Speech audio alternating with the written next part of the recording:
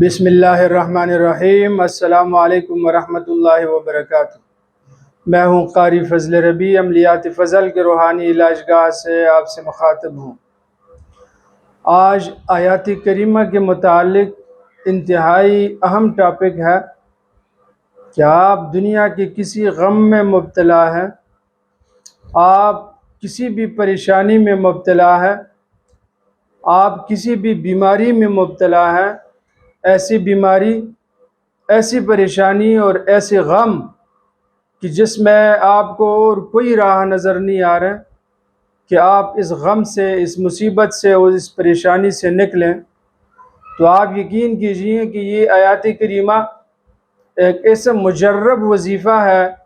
ایسا ایک مجرب عمل ہے کہ اللہ کے فضل و کرم سے اس وظیفے کا اگر ورد صحیح طریقے سے کی جائے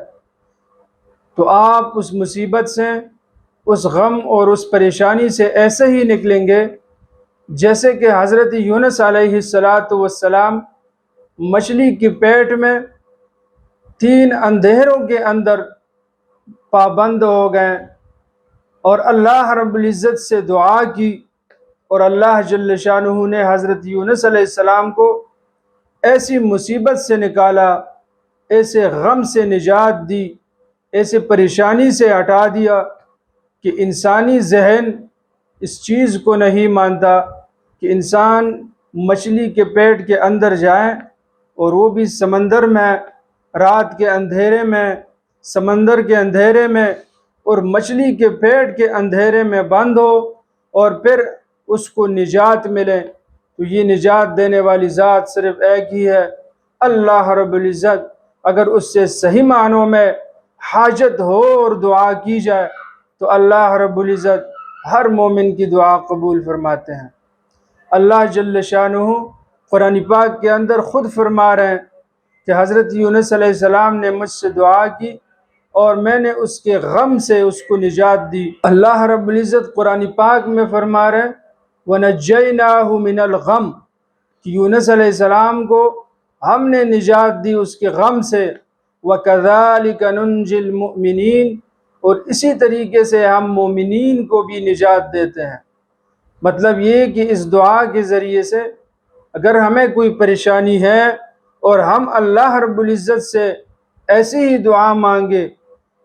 اپنے آپ کو عاجز بنا کر، اپنے گناہوں کو سامنے رکھ کر، کیونکہ آیات کریمہ کے آخری الفاظ بھی یہ ہے انی کنت من الظالمین، کہ انسان اپنے گناہوں کو، اپنی کوتاہیوں کو، اپنے غلطیوں کو سامنے رکھے۔ اگرچہ انبیاء کوتاہیوں سے پاک ہے، لیکن ہمارے لیے سبق یہ ہے کہ ہم عاجزی اختیار کریں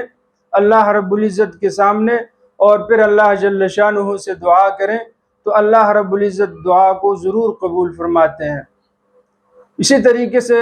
رسول اللہ صلی اللہ علیہ وسلم نے فرمایا کہ میرے بھائی یونس کی دعا کو اپنی زندگی کا حصہ بنا لو، آپ ہر غم سے، ہر پریشانی سے نجات پائیں گے۔ بہت سارے اولیاء نے اور بہت سارے بزرگوں نے اس آیات کریمہ کے بہت سارے فضائل اور طریقہ کار جو ہے وہ امت کو دی ہے۔ جیسے کہ حضرت شاہ ولی اللہ رحمہ اللہ نے ایک وظیفہ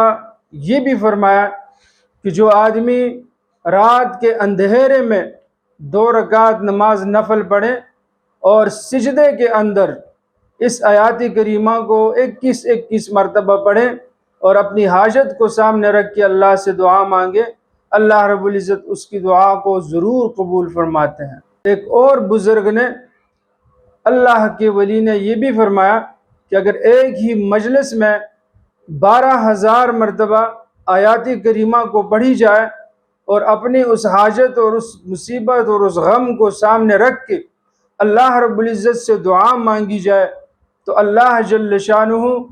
اس غم سے، اس مصیبت سے ضرور نجات عطا فرماتے ہیں۔ اور آپ کی کوئی حاجت ہے، ایسی حاجت ہے کہ وہ حاجت آپ ضرور اللہ رب العزت سے پورا کروانا چاہتے ہیں اور کوئی راہ آپ کو نظر نہیں آ رہا، تو آپ 12,000 مرتبہ اس آیت کریمہ کو ایک ہی مجلس میں پڑھیں اور اللہ جل شانہ سے دعا مانگے، انشاءاللہ العزیز آپ کی جو بھی حاجت ہوگی، آپ کی جو بھی مراد ہوگی، اللہ رب العزت کے فضل و کرم سے آپ کی وہ حاجت پوری ہو جائے، آپ کی وہ دلی مراد پوری ہو جائے گی۔